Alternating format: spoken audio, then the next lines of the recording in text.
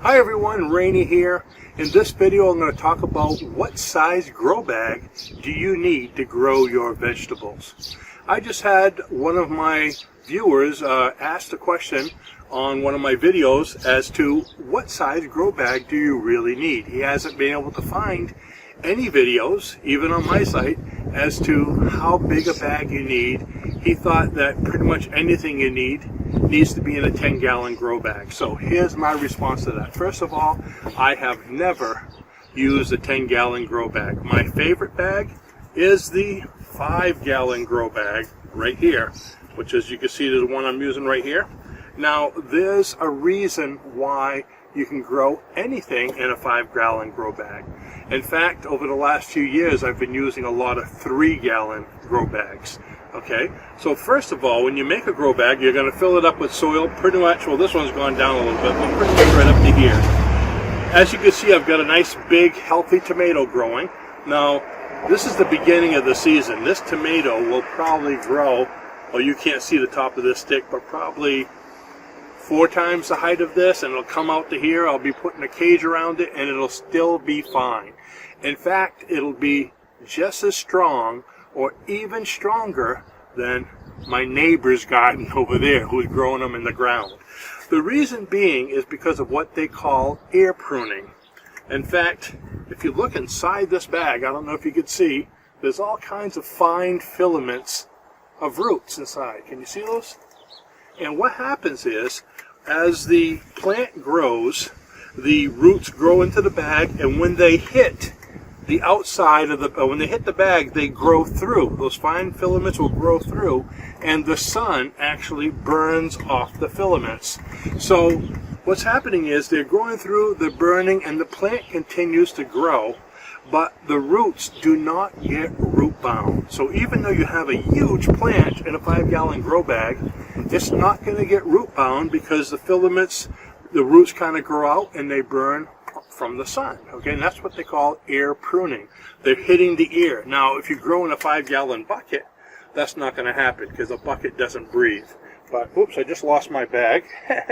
But that's the beauty of one of these felt type grow bags, is that you can do air pruning. The air will, it'll go through. The air it can breathe, and the roots go through and they burn. So with a 3-gallon grow bag, I could be growing this tomato just as big.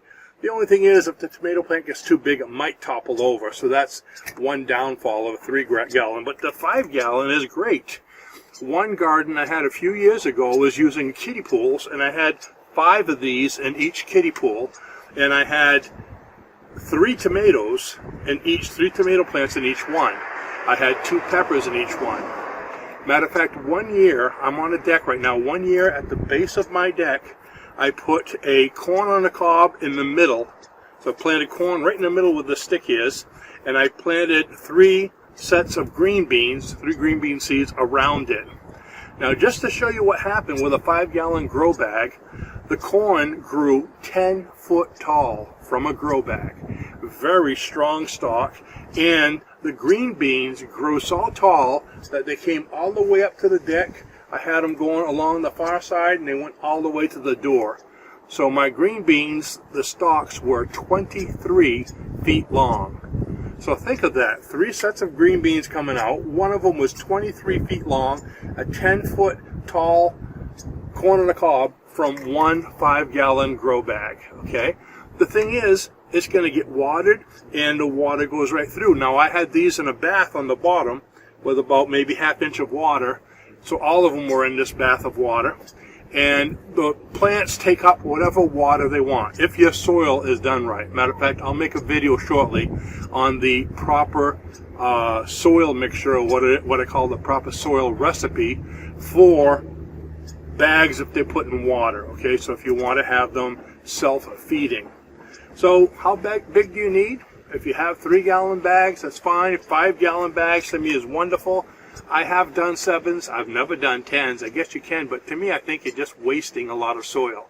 And like this gentleman asked in the questions, or what he mentioned was that he feels like they cost so much for the 10-gallon bags that it could be expensive. Now, look at my videos on the Grow Bag 101 video, and you're going to see that you can use this a lot of cheaper options rather than having to buy these.